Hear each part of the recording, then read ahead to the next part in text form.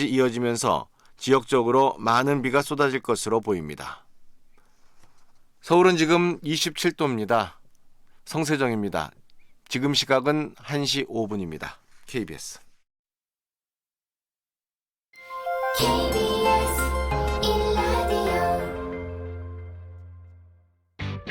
야, 아 왜? 점심시간에 뭐하냐? 자야지. 야, 그러지 말고 이거 한번 들어봐. 아 뭔데? 지금 당장 라디오를 켜봐. 나른한 오후 깨울 시사 토크쇼.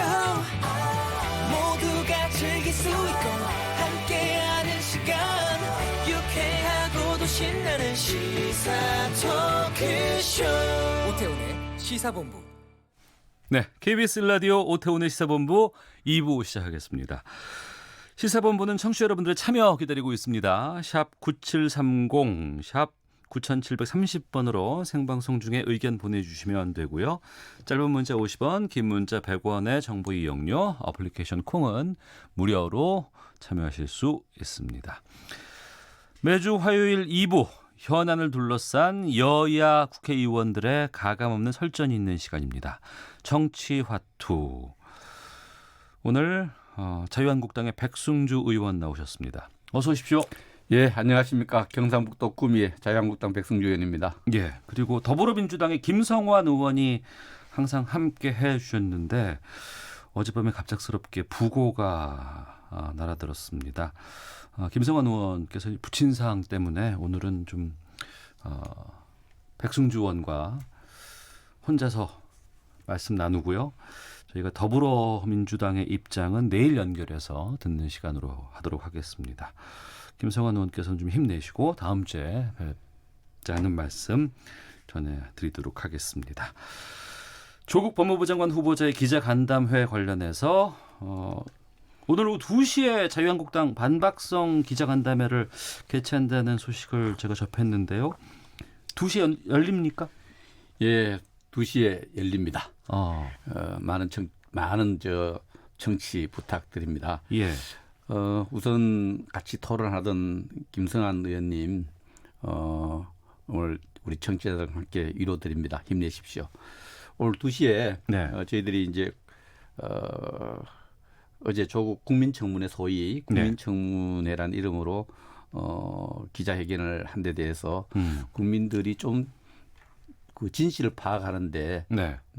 일방적인 주장만 들었기 때문에 균형감 있게 시시비비를 잘 판단할 수 있도록 저희들이 기획을 해서 갑작스럽게 이제 오늘 국회 본청 246호실에서 제목은 대국민 고발 언론 간담회라 이렇게 저희들 붙이고 네. 내용은 어제 기자회견한 내용 중에서 저희들이 청문회 준비 과정에서 파악한 여러 가지 물적인 증거와 근거 자료를 갖고 다른 내용들, 네. 다른 내용을 좀 더 가감하게 표현하면 거짓 말로 판단되는 부분들, 예.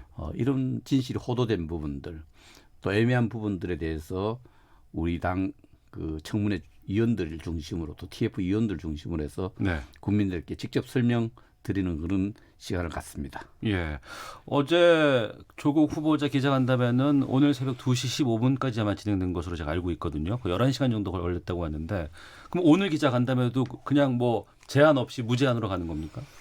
그래서 우리 방송사, 언론사에 이제 협조가 필요한 부분 아닙니까? 예. 요청을 드리니까 그렇게 어제만큼 그렇게 시간을 우리가 설명드릴 수 있지만은 예. 그래도 국민에 직접 전달할 수 있는 그런 시간 확보가 좀 잘 안 되어서 어제 조국 후보가 한 시간보다 좀 짧게 진행될 것 같습니다만 그러나 국민들이 궁금해하는 부분을 아주 증거를 중심으로 해서 설명드릴 것입니다. 네. 그 본청 246호에서 한다고 했는데 여기가 어제 조 후보자가 했던 그 장소죠? 그렇습니다. 본청 246호실인데 예. 오늘 우리가 한다니까 민주당에서 좀 생떼다 이렇게 비판을 했습니다. 그래서 246호실을 어제 민주당이 좀 편법으로 이용했어요. 그래서 네. 바른미래당에서 이것을 고발 조치까지를 언급할 정도로 왜냐하면 그 민의의 전당 국회에서 네. 의원총회를 한다고 이렇게 그 공간을 확보해 놓고 조국 후보는 장관 임명되기 전에는 자연인입니다. 네. 그런 부분에서 여러 가지 후보의 법적 문제라든지 이런 부분도 있을 텐데 국회 시설을 허위로 신고한 거죠. 네. 의원총회 하겠다 해놓고는 미리 기획을 해서 그 소위 국민 청문회 듣도 보도 못한 국민청문회라는 이름으로 이렇게 공간을 내어줬는데 예. 저는 그 부분이 국회의 권위를 생각할 때 조금 생각할 점이 많다. 민주당으로서는 좀 잘못했다 이렇게 생각을 하고요. 그러나 예. 우리 당도 그러나 일방적으로 전달된 부분에 대해서 좀 제대로 알리기 위해서 같은 장소에 요청을 했습니다. 알겠습니다. 그러면 좀 본격적으로 어제 있었던 그리고 오늘 새벽까지 진행된 조국 후보자의 기자간담회 소식 좀 짚어보도록 하겠습니다. 제가 만신창이가 되었지만 제가 할 수 있는 데까지 다 해보겠습니다. 그리고 힘이 붙이면 조용히 물러나겠습니다. 실제 흑수인 사람들의 마음을 제가 얼마나 알겠습니까? 그 고통을 또 얼마나 알겠습니까? 그게 저희 한계입니다. 그렇지만 그런 한계를 가지고 있으면서도 제가 할 수 있는 것을 해보려고 합니다. 네. 자유한국당 백승주 의원과 함께하고 있습니다. 어제 기자간담회 가장 먼저 조국 후보자의 자녀 의혹에 대한 질문과 답이 이어졌습니다. 합법적으로 이루어진 것이지만 혜택을 입은 것에 대해선 반성하고 사과한다고 말을 했는데요. 이 내용에 대해서 좀 말씀해 주시죠. 그렇습니다. 오늘 방송 시작하기 전에 보니까 예. 그 당국대학교 그 제일 논문 저자 논쟁이 심했던 당국대학교 해당 교수님 예. 그 제일 저자를 등록시켰던 뭐 장영표 교수님 이제 뭐 언론 나왔으니까 그 네. 검찰 직접 소환해서 조사 중이시고요. 예.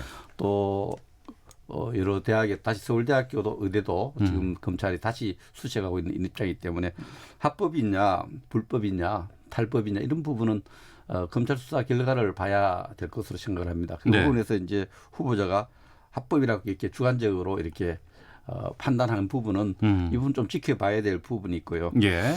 혜택을 받은 부분 아마 후보자 자녀가 장학금을 계속해서 연속적으로 받은 부분 또 이런 부분에 대해서 혜택이라고 이야기한 것 같습니다. 네.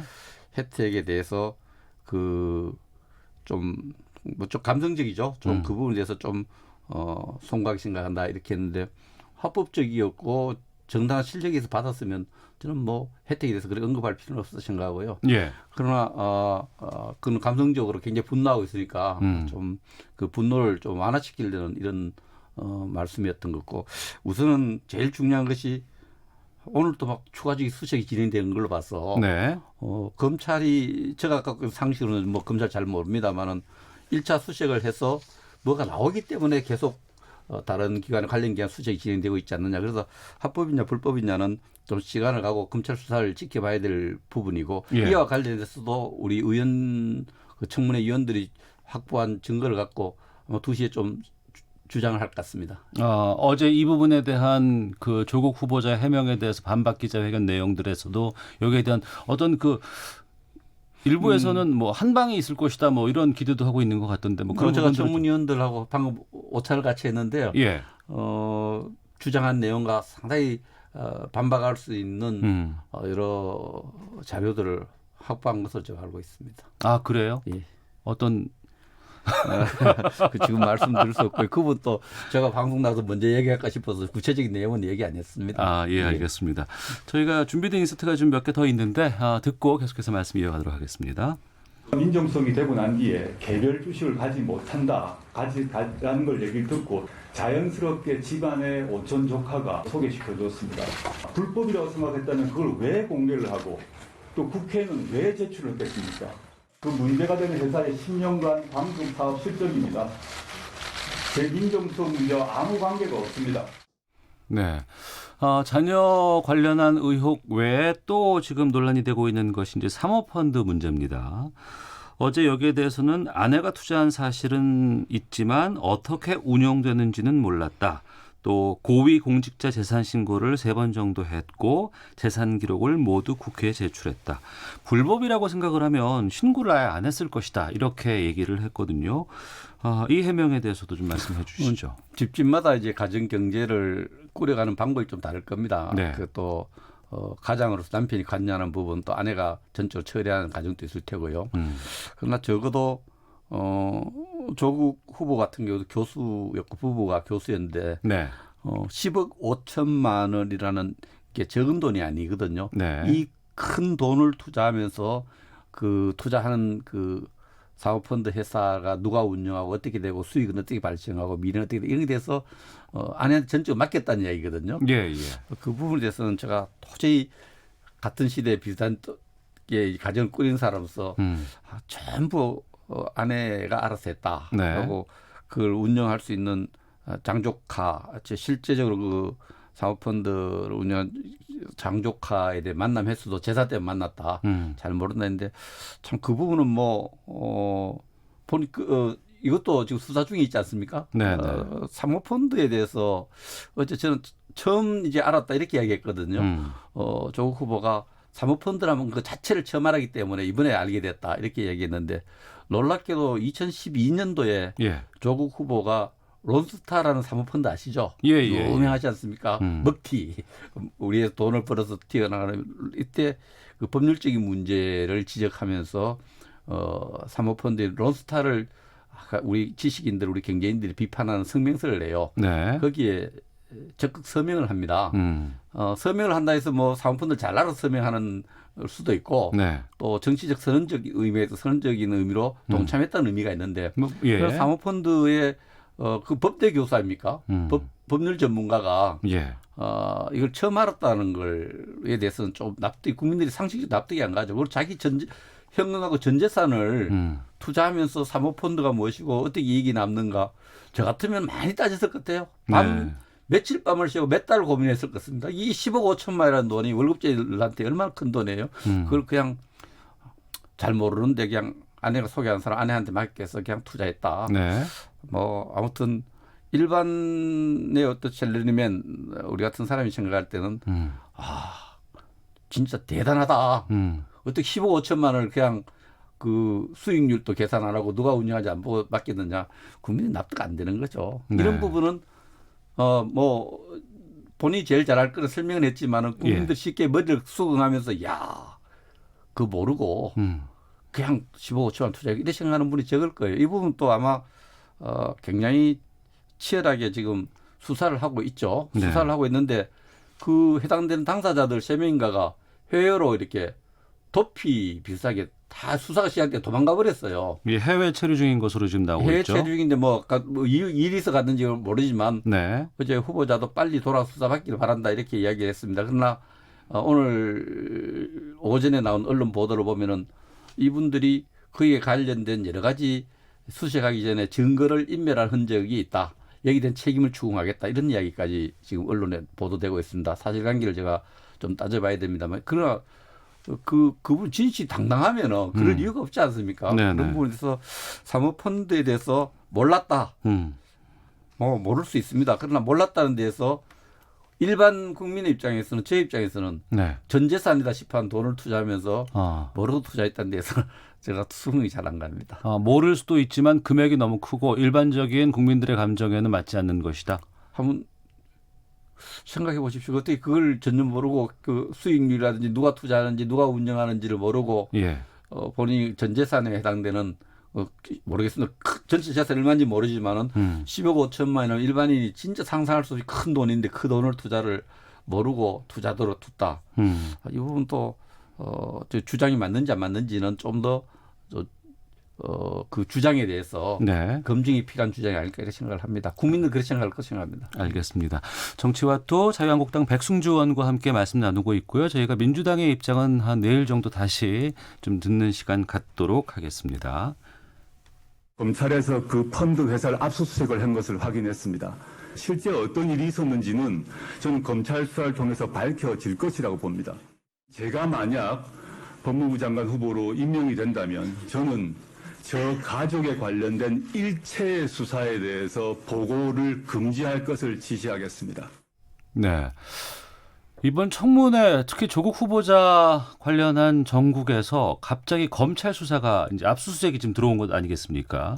이것 때문에 좀 상당히 혼란이 좀 발생하고 있는 상황인데 조 후보자는 자신을 둘러싼 검찰 수사와 관련해서 어제 얘기를 했습니다. 법무부 장관이 된다면 가족 수사에 대한 보고는 금지하겠다 이렇게 말을 했는데 이 입장에 대해서도 좀 말씀해 주시죠. 제가 알기로도 법무부 장관이 개별 사안에 대해서 수사를 다 지휘를 하지 않는 것으로 알고 있습니다. 그래서 네. 특히 가족에 대한 수사를 지휘한다는 말이 안 되고요. 그러면 어제 언급 안 해도 될 말이었다 생각하고요. 네. 제가 입장을 바꿔놓고 생각한다면 뭐 해야 될 일이 남아 있고 하고 싶은 일이 남아 있다 하더라도 가족이 수사받는 상황까지는 되더라도 특히 가까운 아내라든지 가까운 이 같이 아침 식사를 같이 하는 이 가족들이 수사를 받고 기소를 받는 상황에서도 그 법무장관이라는 대한민국의 법무장관이라는 무거운 직책을 수행하기는 힘들지 않을까 생각해서 네. 어제 보니까 기소 받더라도 하고 싶은 일을 해야 된다, 해야 될 일을 해야 된다 이런 입장인데 그거는 한 번 더 생각해봐야 될 문제가 아닐까. 네. 가족이 특히 아내나 이 가까운 가족이 기소받으면은 네. 본인도 중요하지만 대한민국의 그 내각, 문재인 정부의 여러 가지 그 내각의 여러 가지 어떤 위신을 생각해서라도 가족이 수사를 받고 기소당하면은 수사 결과를 보고 안 받겠다는 이 선에서 입장을 정리하는 것은 상식적으로 안 맞습니다. 가족이 기소되고 이러면은 특히 네. 같이 안 사는 가족들이 뭐 그런 부분에 대해서 책임져야 될 부분은 없지만은 직접 같이 거주를 같이 하는 가족이 기소되는 상황에서는 그 수사 보고 안 받겠다는 수준을 넘어서서 예. 자기 진퇴를 분명히 하는 것이 본인이나 대한민국 정부를 위해서 옳지 않나 이렇게 생각을 저는 합니다. 제가 만약에 그렇다면 입장을 바꿔놓고 생각한다면은 네. 저는 가족이 수사받고 기소되면은 누가 말려도 그만두겠습니다. 그 부분에 대해서 어제 기자들의 질의가 좀 꽤 많이 이어졌어요. 예. 근데 거기에 대해서 조국 후보자는 장관직 수행하겠다라는 의지가 상당히 좀 강하게 표출됐거든요. 그 부분에 대해서도 그 부분이 왜 장관을 하려고 하느냐, 왜 예. 정치를 왜 장관을 하려고 하느냐, 이 부분에 대한 답이 있어야 되는데 네. 검찰 개혁을 이야기했고 법무부 장관 해야 될 일이 있어요. 옛날에 제가 조사를 해봤는데 법무 행정에 대한 거 하고 또 여러 가지 헌법이 정한 또 우리 정치를 직접 이런 부분이 있지만은 대통령 공약을 이행해야 되기 때문에 그렇다. 네. 대통령 국정 철학을 구현하기 위해서 그렇다. 이 부분을 본인 아니면은 다른 사람이 못한다는 생각을 해서 좀 벗어날 필요 있지 않겠느냐. 왜냐하면 사법개혁이란 것은 어떤 장관의 의지와 열정이 분명히 필요한 부분이 있습니다. 네. 그때 민정수석 할 때도 민정수석을 하는 이유가 오래 계속 남겨둔 이유가 사법개혁을 위해서다 그렇다. 법무장관 있었거든요. 예. 법무장관 하는 것도 사법개혁을 위해서다. 좀 논리적으로 모순이 있지 않습니까? 사법개혁은 누가 하느냐. 법을 통해서 하지 않습니까? 법을 네. 누가 만듭니까? 국회가 만듭니다. 국회가 있고 또 민주당이 다수 당을 차지하고 있고 예. 대통령이 있는데 이분들이 하면 되는데 아니면 아니다는 생각은 조금 임명권자도 그렇고 본인도 그렇고 그 어떤 독불장군이지 그 후보자가 아니면 사법개혁 못한다 이거는 좀 그 생각에서 좀 벗어날 필요가 있지 않나 생각을 합니다. 알겠습니다. 소명감이 너무 지나친 것 같아요. 예. 어제 기자간담회 내용에 대해서는 좀 이쯤에서 좀 마무리를 하고요. 저는 좀 궁금한 게 왜 자유한국당은 청문회를 안 열었던 거예요? 그건 정말 가짜 뉴스인데요. 가짜 뉴스입니까? 어제까지 우리가 예.